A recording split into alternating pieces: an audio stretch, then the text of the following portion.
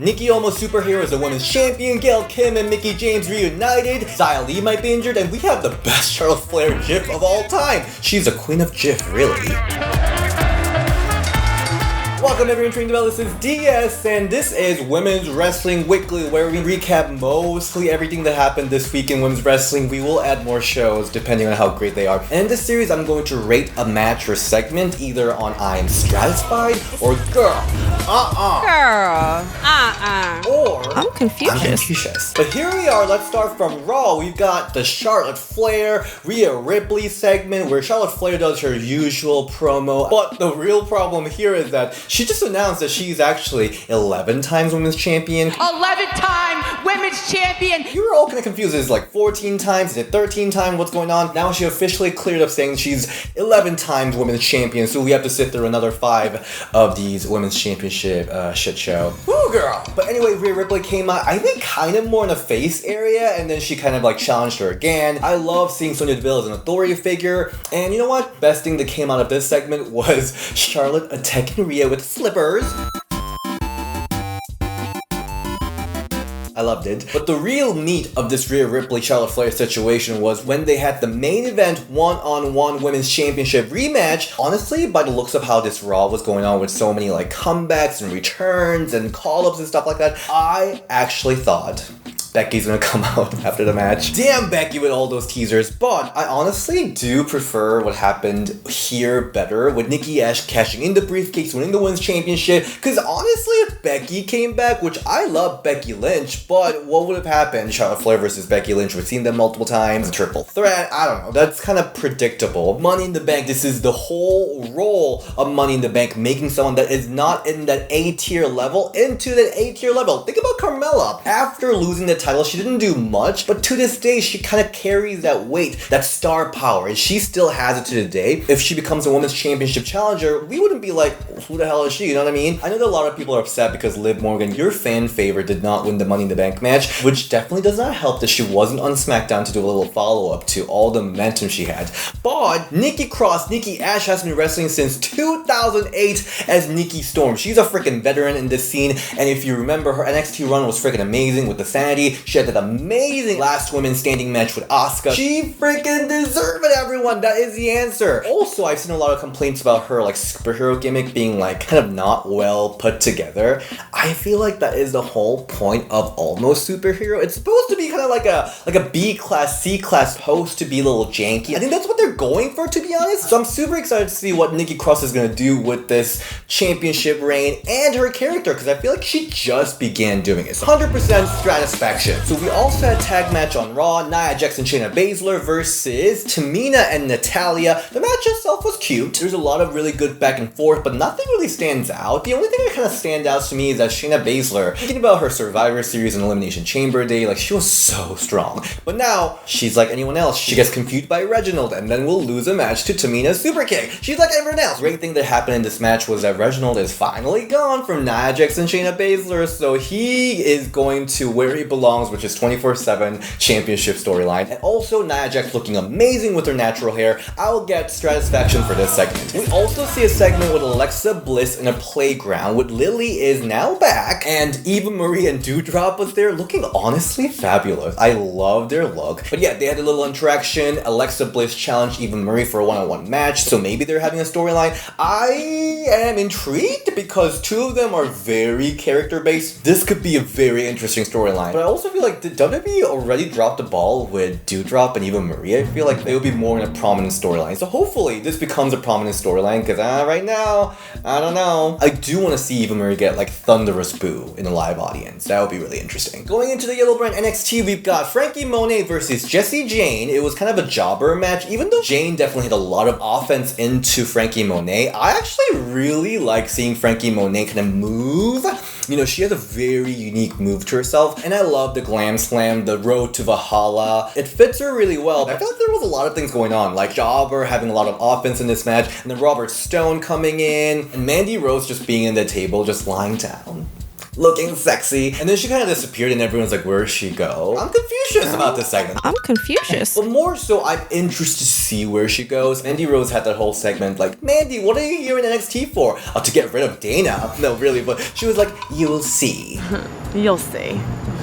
I would like to see it, so let me know what's going on. But I absolutely would love to see kind of a diva feel, beautiful people inspired, Lay Cole inspired like diva faction in NXT. And for the main event, we had Raquel Gonzales versus Xia Li. It was a highly anticipated match for me, at least, because Xia Li has been looking amazing. She's been great, and absolutely in this match, she has improved so much. Very hard-hitting match between Raquel Gonzales and Xia Li. But I do have to say, that match finish was really confusing. At the end, Xia Li kind of looked like she's kind of struggling through a little bit.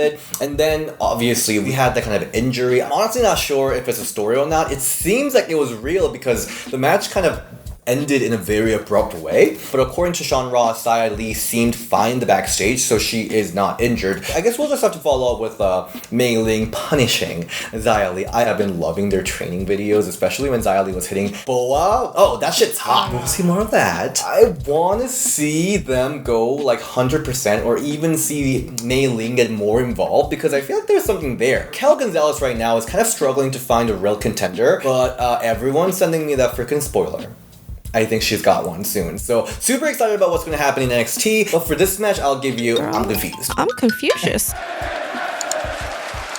Let's go to AEW Fyter Fest Day 2. We've got the Women's Championship match between Britt Baker and Nyla Rose. It's actually Britt Baker's first title defense. I was kind of confused because they're both heels. I love seeing Nyla Rose, don't get me wrong, and Nyla Rose is definitely established name there. But I honestly would have preferred to see Ty Conti or Red Velvet in the shoes. We saw Britt Baker defeat Nyla Rose with the lockjaw. I do love their finisher. This match definitely had some good spots, especially from Nyla Rose's end. The knee from top rope, I freaking love that move every time she does it. The devastating slam to the mat from Nyla. The curb stomp that's done twice. It was very, very fun. But overall, this match seemed, the pacing was kind of off. It was either the chemistry between two of them. You can see them like talking to each other a lot and doing some of the spots like twice and stuff like that. So it seemed little off. I'm sorry. I really, really loved little Vicky Guerrero influence. By the way, Vicky Guerrero's theme song is freaking the best thing ever. Their little like belt back and forth was really cute. I did like that. Both of them are such good talent. Britt Baker just obviously, people are still talking about that match with Thunder Rosa. By the way, congrats Thunder Rosa for joining AEW. So just something was off that day. Maybe this just was not their day. So I was kind of meh about this match, so I'll give this girl. Girl. AEW obviously has really amazing talents and they just don't know how to use it. So hopefully they can get their shit together because Impact, NWA, even ROH, they're really stepping up. So AEW better get their shit together. Let's go to Impact Zone. First we start with Mickie James Hardcore Country coming out and she had amazing promo with Deonna Purrazzo. Mickie James was back to ask Deonna Purrazzo to be on her all-female show, NWA Empowerrr, and Deonna Purrazzo was like, I guess I will, but you have to first beg me to do it. And Gail Kim coming out. Gail Kim and Mickie James together. I was so happy. 100% satisfaction. It was sincere. Mickie James is honestly wanting this NWA Empowerrr show to be amazing, and I love their partnership with Impact because Impact has really, really great talent. Love this back and forth with Deonna Purrazzo. Deonna Purrazzo obviously is killing it at Impact. I'm so excited to see what she's going to do at Empowerrr show. I've read spoilers, by the way, so don't spoil anyone in the comment section, but NWA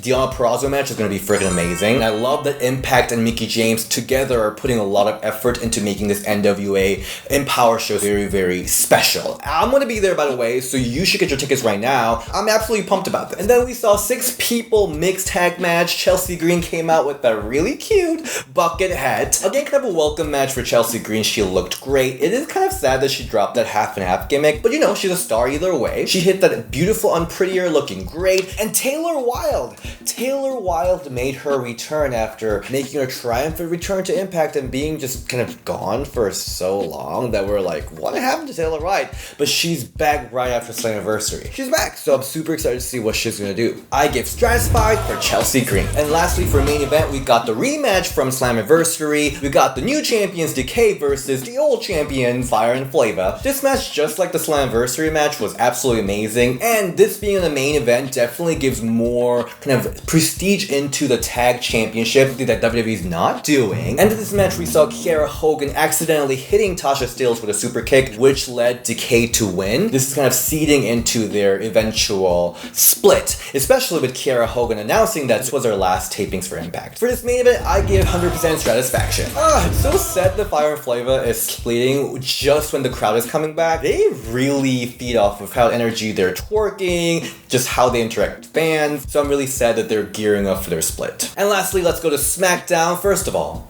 let's talk about Finn Balor. It was glorious. But anyway, let's go to women's action. Bianca Belair versus Carmella for the WWE SmackDown Women's Championship. It was at the Rolling Loud. People were like not necessarily interesting, to be honest. I don't even feel like they could see a lot of action from that far off. But it was either way great to see so many people loving wrestling. And if anything, Bianca's a perfect person to be there because she's got the look so iconic and just all her gymnastic moves it has to work well with the non-wrestling fan crowd. So I completely support putting Bianca and Carmella into Rolling Loud. And obviously Bianca Belair won this match, defeating Carmella with Kiss of Death. It was great. I'm satisfied. And next we saw Toni Storm finally debut on SmackDown against Zelina Vega. First of all, the fact that WWE lured Zelina Vega back to WWE and make her job evil. Zelina looked amazing. The goddess level. That makeup WWE Glam Team is doing such a good job. So in this match, Toni Storm defeated Zelina Vega after kind of a weird belt spot.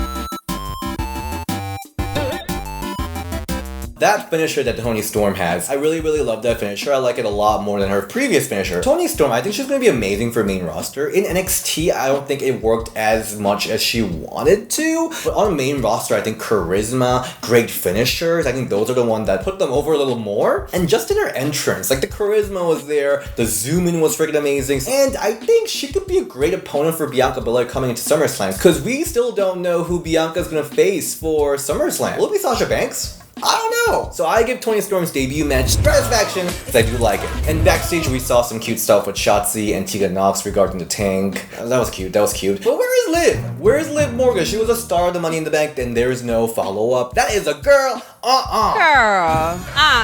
I sound terrible saying that, don't I? Anyway, that is this week's Women's Wrestling Weekly recap. Hope you enjoyed this series. There's a lot of amazing action coming in the women's wrestling scene right now. So I kind of wanted to do a holistic way of reviewing all the women's wrestling action without spending too much editing and filming it. So I hope this does it well for you. Thank you so much for tuning in. And if you're going to wrestling events and want to support Ring the Bell, there's some t-shirts and tank top you can get. And Teespring, you can get it right here down below. And you can find me at DShin and Ring the Bell DS on Twitter. Alright, see you next week. Bye!